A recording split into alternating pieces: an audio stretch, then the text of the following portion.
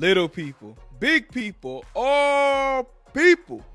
This is another episode of Buffed Up Sports, the only podcast that talks Detroit sports, the WNBA, and boxing. So thank you for clicking on this episode. But first, few ground rules. If you want to go on the Buffed Up Sports website, go to buffedupsports.com. There, you will find the social media platforms that I'm on, and you will find the platforms that Buffed Up Sports is on, such as the podcasting platforms like Apple Podcasts and Spotify. Or if you like the video aspect, you can check out the YouTube channel as well. So go to buffedupsports.com for those things, as well as if you want to send, a little cha-ching, it's ways that you can help me out and financially support the show. So go to buffedupsports.com for that. Again, thank you for clicking on this episode. Please subscribe. So subscribe on YouTube, subscribe on Apple, subscribe on Spotify, subscribe on wherever you listen to the podcast on. Please subscribe. With that being said, again, thanks y'all. Hope you enjoy this one. Let's get on with the show. What up, everybody? You already listened to the intro, so at this point, you already know it's another episode of Buffed Up Sports coming to you. I mean, look at your boy. Hold on. I mean, got the fresh cut for y'all. I mean, look at the waves. I finally ain't on the episode looking like a bum. Y'all know how I be sometimes, but I got the waves spinning. What John Cena say? Storming on you chumps like I'm thunder and lightning. First of all, speaking of John Cena, for all my wrestling folks out there, can I be real with you? When I found out my boy John Cena was retiring, I low-key wanted to cry. And I'm not joking. Like, I'm laughing. And that's literally how I did. That's exactly how I did when I found out he was retiring. I laughed because I was like, if I don't laugh, I'm going to start crying. Because that just hit me, bro. I'm like, my whole childhood just got crushed. Like, my boy John Cena, it was like the realization of it. It's like, I'm retiring. What? Like, I wanted to cry, y'all, but I was like, I'm gonna laugh so then the emotions go another way. And then what make it worse is my parents was like, I was in like my room or something when I found out, and I went out to like the living room my parents was at. I'm like, yo, John Cena finna retire. I need a hug. They looking at me like, shows you the kind of parents I have. But no. So that's the first thing that had me messed up recently. The second thing is this NCAA football game. Yes, I pre-ordered. Yes, I got it. But me being broke, I'm just going to be blunt. Me being the cheap person I am, I didn't get the deluxe edition. So everybody already playing, and I got to wait on tomorrow. Today's Wednesday, by the way. I got to wait on Thursday to play. The problem is I'm going out of town. More on that in a second and where I'm going, but I'm going out of town. So I can't even play the game till I get back, which is Sunday, but I'm going to be jet lag tired. I'm probably not realistically touching that game till next Monday. So I got to wait dang near a whole week after everybody else don't start playing. Even though I pre-ordered too, but I got the standard. And I didn't get no deluxe or no MVP bundle. I'm not getting Madden. I'm not getting 2K. So I didn't need all that bundle. I don't play Ultimate Team. So I didn't need the deluxe. I'm like, $30 for what? I don't play Ultimate Team. So y'all feel me? Anyway, as far as video games go, I only plan on getting NCAA. Like I said, I already got. I didn't even get WWE this year, y'all. I'm not getting 2K. I'm not getting Madden. I am getting Undisputed because, I love my boxing. More on that later, too. Let's talk business, though. We got some Tigers, Lions, Red Wings, Pistons, boxing, WNBA. Y'all know how I do on here. I mean, look at everything behind me. It's Buffed Up Sports, so y'all know what we talking about. Let's get to it. Tigers, right? The Dodgers was just in town for the last homestand that the Tigers played before the All Star break. So what was it like for O'Shea? Y'all remember that Kid Phil skit? That's what I said.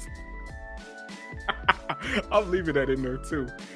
What was it like for Shohei Ohtani? There we go. For Shohei Ohtani to be in town. Now, this is my second time being at a Tigers game with Ohtani in town. I mean, last year was just the one game. This year I was there for Friday and Sundays games. Then it go to Saturdays. But let me tell you, Ohtani had Comerica jumping. Like, that Friday night game was probably a bigger crowd than the opening day game. No joke. Like, it was packed. And not only packed, it was jumping. It was live. I was just upset the Tigers lost. And then, of course, the Saturday comeback win. I was there for the Sunday. Let me tell you, that comeback win on Sunday, I'm mad I missed Saturday because the comeback win on Sunday was the loudest I've heard Comerica Park this season.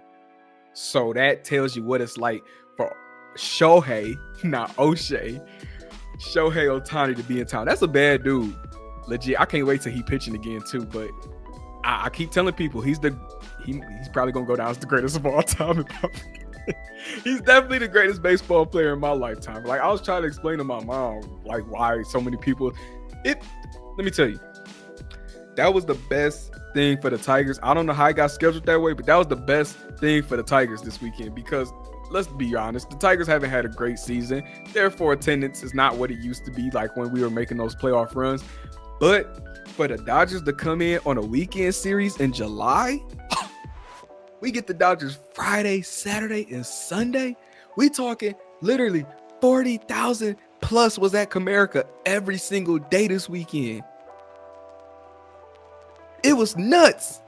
It was, but it was fun. I had fun. Hey, to win the series against, let me tell you, I said to everybody, I gotta give my, I gotta flex a little bit, right? Because I told everybody the Tigers was winning the game against the Dodgers that weekend. Of course, nobody believed it because the Tigers been rocky this season. Dodgers hottest team in baseball. Everybody like, nah. But I kept saying the Tigers is known for beating the teams you least expect. They did it with the Phillies. I remember how many people bets were killed off because of that Phillies series, right? When the Tigers beat the hottest team in baseball it is. So I'm like, they're going to get one in on the Dodgers. We can't beat these teams we supposed to beat, but I bet you we beat the Dodgers. What happened? We won the series against them. Talking about the Tigers. But it's the All-Star break. I hope they come back firing off, man. They did in the All-Star break pretty strong. I mean, they lost 2 games out of the last 6. So 6 or 7. So maybe the Tigers turn it around, but I'm scared because we only had 2 All-Stars this year, which is different from years past. Like, yeah, when we was making those playoff runs, we got 3-4 players going. But no, Riley Green, Tarik Skubal, very deserving. My problem is I'm scared they might trade Skubal because that keep getting talked about. They shouldn't do it at all. Like, do I think they should do it? No, but I am starting to get scared because it's like y'all keep talking about it way too much for my comfort zone. We do not need to trade the best player on the team. Why would you? He's literally finna win the Cy Young. If not, he's gonna be a runner-up. Why would you trade your best pitcher? He is literally what keeps the Tigers watchable. I'm not even being funny, bro. Between him on the pitching side and Riley Green on the batting side, shout out Matt Vierling because he decent too. I was just telling somebody the other day, I'm gonna give Matt Vierling his props because the Tigers don't have good players on the team. Let's just be honest, right? The only 2 really good players I enjoy is Skubal and Green. But I do like Matt Vierling. I do because he consistent. And he show up when you need to, So shout out Matt Vierling. That's my shout out to Matt Vierling because he deserves his flowers too. But outside of those 3, like Andrew Schaefer got the coldest walk-in song, so the Tigers, I just hope they don't trade Skubal because if they do that, I don't know how you get through the rest of the season. I just don't. Like, legit. But we'll see what happens. Detroit teams are known for giving away their players too soon. And then years from now, we're going to be like, oh, we should have kept them. I mean, I saw it with Max Scherzer on the Tigers end. So, Nick Castellanos as well. Should I talk about it?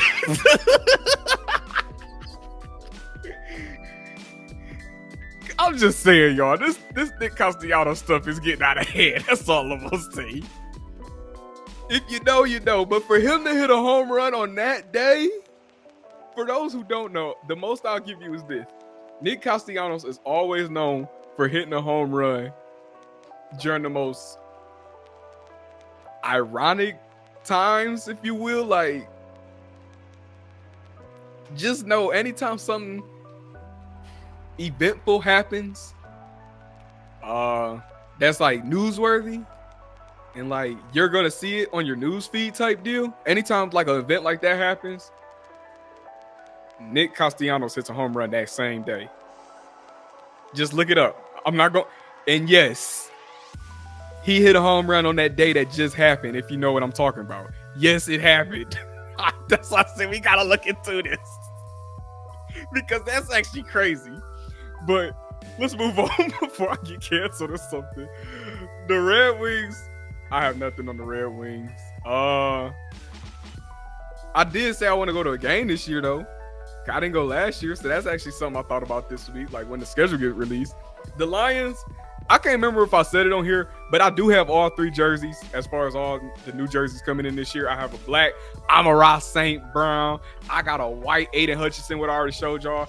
And I got a blue custom with my last name on it with the number 36. My birthday's March 6th. So we got all 3 jerseys. I said I was going to have it by the time training camp.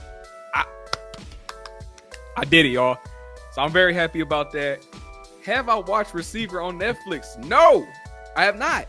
It's sad because I haven't had the time, but I do want to watch it because I do want to know what's going on behind the scenes with Amon-Ra St. Brown and the other receivers in the NFL, but definitely with our receiver, our franchise receiver, Amon-Ra St. Brown with that fat contract extension he just got.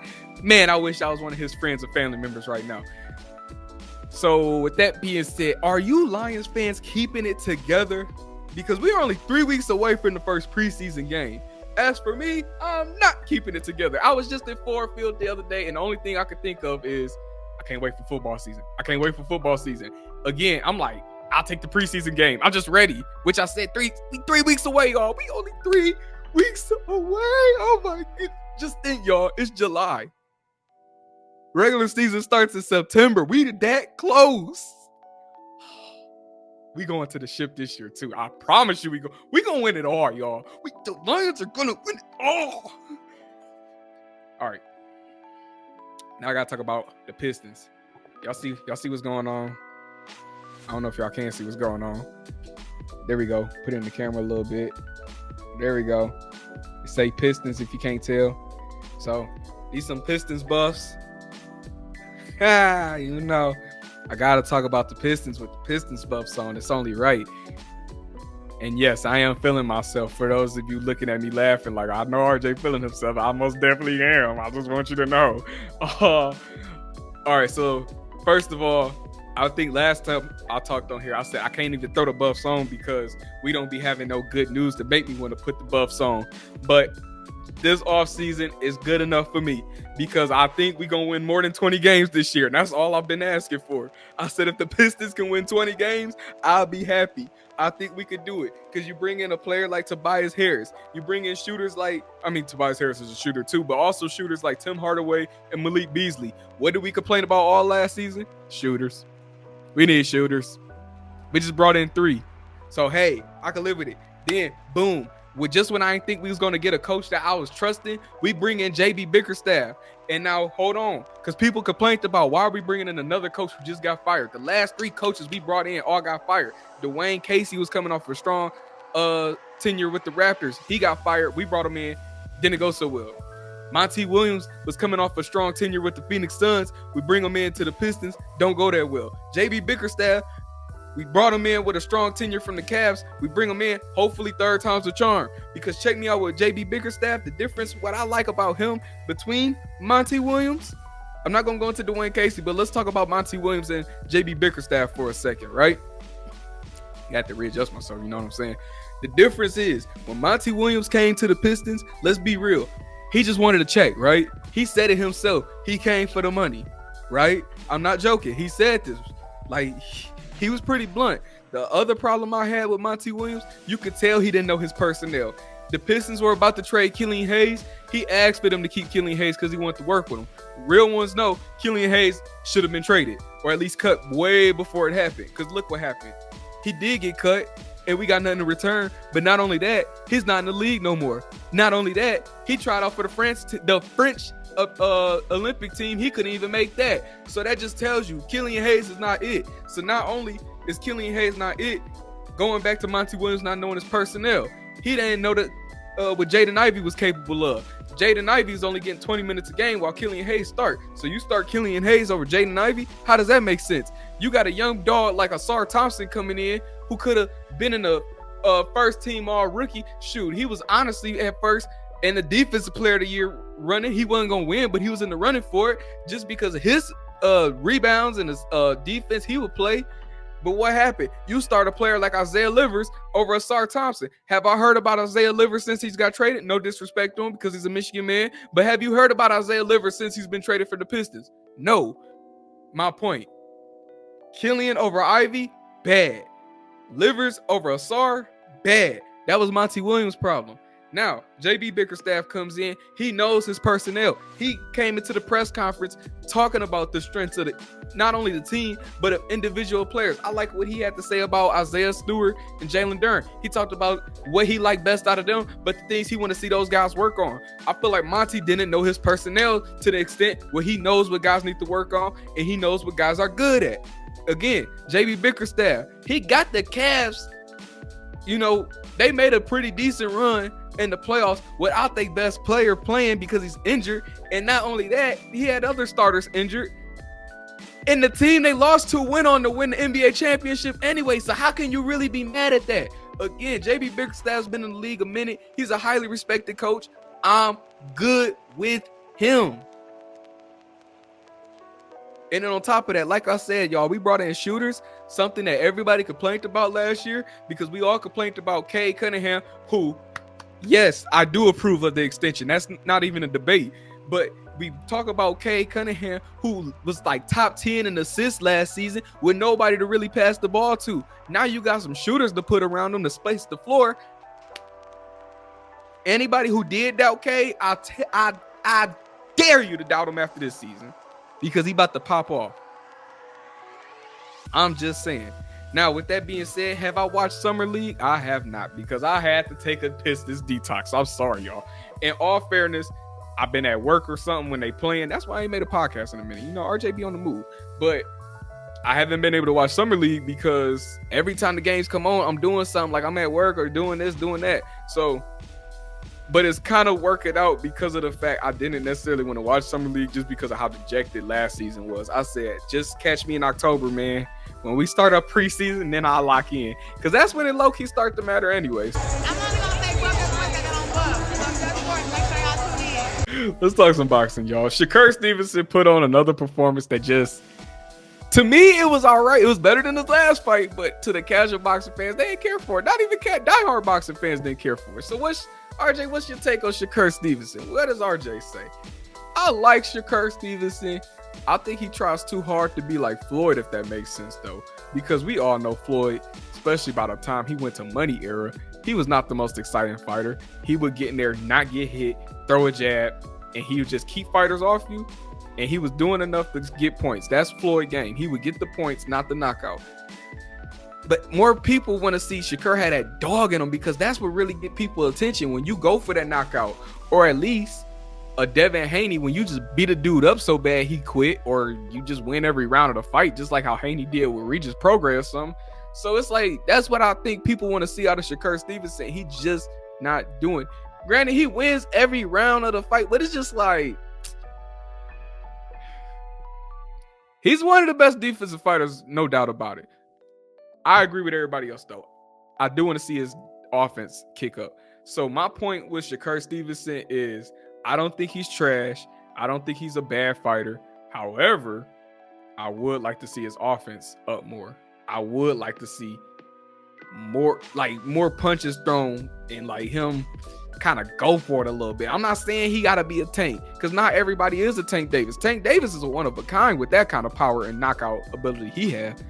But you got to at least, try to get in there. Like, I want to see him go to toe-to-toe with somebody. Like, can he honestly brawl it out with somebody if the time calls for it? Like, can he handle that? Like, granted, you got to find somebody who can get in there first because it's Shakur Stevenson. So, I don't know what's next for Shakur Stevenson. He's a free agent. He's leaving top-ranked ESPN boxing. So, like, does he go to PBC? Does he go to the Zone, like with Matchroom? Or I say he go to Matchroom because I wouldn't go to PBC right now. PBC is not a good view only because how many events have they put on this year? 2? Like 2 cards. They put on the Tim Tszyu Fundora one and Tank and Frank Martin. That's 2 cards. We're in July. Y'all only put on 2 cards the whole year. Therefore, I'm good on PBC. At least the Zone and Matchroom with Eddie Hearn, they gonna put on cards. So, if I was Shakur, I would love to see him go to Matchroom. That's just me. And then I'd like to see that Loma fight. But then if he goes to PBC, we probably get in a tank fight eventually. So I guess it's more about what you want. Like, it's pros and cons to everything in life, man. Because if he goes to PBC, you might not see him in the ring as much, but we might get that tank fight. He go to Matchroom, he's gonna have fights. But then who is he going against? You know, so I don't know. We do got the Claressa Shields fight coming up. That's in a week. I will be there. I hope Alicia Baumgartner shows up. Shut up. I know what y'all thinking. I really do hope she show up though. I kind of want to see like not an altercation, but like Alicia and Claressa go like face to face or something, like basically like saying Alicia, she could get in the ring and be like, I got next. But I heard she got a fight date coming up anyway that she's about to announce any day now. So watch, I'm gonna put this out, and by the time I put this episode out, we gonna know the fight date for her. But that would really be something I love to see, like if she show up and be like, yeah, I got next or something like that. Like that would be dope. I mean, they both got Michigan roots and all that, and so the cards at Detroit's at LCA. So for them to come to, I think the crowd would like that if they, you know, hint at that. But let's see. The last thing I want to talk about is the WNBA All Star Weekend. Hey, now you were All Star. I can't sing that. Might get copyright. I honestly can't wait for all the festivities. Cause I'll be there. I'm going to Phoenix. That's what I was telling y'all. Like, I can't play the game because I'm gonna be in Phoenix. And somebody's like, why don't you take your PlayStation? I ain't gonna have time, man, because I'm gonna be in Phoenix at the All-Star game. I am excited though, because this is my first All-Star game of any sport. I've never been to like the Pro Bowl. I've never been to the NBA All-Star game, MLB All-Star game, which I didn't even watch this week. NHL All-Star. Like, I've never been to an All-Star game. I haven't even been to the Big 3 All-Star game. Granted, I was supposed to, but COVID hit. No, it was the Big 3 championship I was supposed to go to. That's besides the point. I've never been to an All-Star game, and what makes me happy about the WNBA being the first All-Star game I go to, it's the league that shows me the most love. So it's only right that I go to that one first. You know what I'm saying? So I'm looking forward to it. I've never been to Phoenix. I'm not prepared for that heat whatsoever, but I am looking forward to, you know, again, just another traveling experience, another experience enjoying sports, which is what I love, my passion, and you know, being involved with the WNBA. So hopefully I come back with some, you know, some recaps and all that, and I can share it with each and every one of you. I know y'all looking forward to it. I know y'all gonna be wanting to see the up and close personal things I see, and hopefully, you know, because I got credentials, you know, so I'll be up and close to the players and all that too. So I'm looking forward to it. I hope, like I said, I come back with some great stories for y'all. Hopefully no fumbles. I don't know if I told my lotto story on here, but yeah, hopefully it's more like a who's somebody like a Claressa Shields, or like a Chauncey Benoit, where I actually did get to talk to the person, or like the Detroit Shock when I got each and every one of them to autograph, and you know, that kind of thing. So, and nothing else, like I said, get a conversation out the deal. Let's see. Let's get some weekend predictions, shall we? We don't know who's in the 3-point contest or skills challenge yet at the time this recording, but let's talk about the actual All-Star game within itself. It's second year they're doing a format because it's Olympic year. We're doing Team WNBA versus Team USA. The WNBA All Stars are going against the players who are already selected for the USA team for the Olympics going down this year. So that being said, Team WNBA is led by Dewana Bonner, Caitlin Clark, Alicia Gray, Dearica Hamby, Brianna Jones, Jonquel Jones, Kayla McBride, Kelsey Mitchell, Arika Agumbawale, Nneka Agumake, and Angel Reese. Then you got Team USA, which again is the USA Olympic team going to Paris next month. We have Nafisa Collier, Kalia Copper, Chelsea Gray, Brittany Griner, Sabrina Ionescu, Jewel Lloyd, Kelsey Plum, Brianna Stewart, Diana Taurasi, Alyssa Thomas, Asia Wilson, and Jackie Young. So, first, who's going to win that game between Team WNBA and Team USA? I got Team USA, of course. But the real question is, who do I think is going to be All-Star Game MVP? Hot take, questionably, but I'm going Brittany Griner high key. I think Brittany Griner will be the All-Star Game MVP. Because of what all she's went through, This is her second All-Star game since she's been back. But this time she's playing for Team USA. And I remember there was some, some feelings about her and her feelings with the country and all that. But she changed. She said she's not going overseas to play again unless it's for Team USA.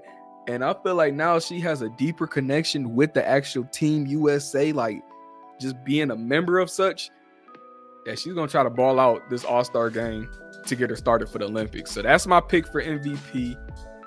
Like I said, I leave out for Phoenix today's Wednesday at the time of this recording. I'm leaving out Thursday morning. I'll be back Sunday. So I can't wait. That being said, before I go to Phoenix, y'all, I just got nothing but good news, man, because I'm going to the Earth, Wind & Fire concert tonight. And if y'all know, y'all probably like, hold up. This dude going, and yes, I'm only 22 years old, and I'm going to an Earth, Wind & Fire concert. And I don't care, because that's my favorite group of all. Earth, Wind & Fire. Let me just break it down. They're the greatest band of all time. It never duplicated. Like nobody's touching them. So yes, I will be enjoying myself.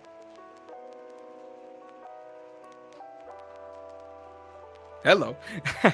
But no, in all seriousness, I'm excited for that. I'm excited for All Star, and I'm excited to hear what y'all have to say about this episode. So with that being said, I'm out. Peace out, y'all. Thank you all for listening to today's episode. I hope you come back for more episodes. Remember to please subscribe on whatever platform you are watching or listening to Buffed Up Sports on. If you can, comment, leave a rating, leave a review, because I love to hear all the feedback. I mean, feedback is appreciated. So the comments, the reviews, the ratings are appreciated. Also, remember to send it to a friend, send it to 2 friends, send it to 3 friends if you love today's episode, all right? And even if you didn't, still send it to them to tell them how bad it is. I don't care what you do. Just send it to some folks, please. Please. But remember to go to buffedupsports.com. That is the official Buffed Up Sports website. There you will have the social media links that I'm on. You will also find the platforms that the podcast is available on. And you will find the ways to, support the channel on with the cha-ching-ching, if you know what I'm saying. So, remember these words. Spread love. Keep your chest out. Hold your head up. Show off them pretty teeth. And don't y'all worry about a thing. Until next time, y'all be good out there. And God bless you all. Peace.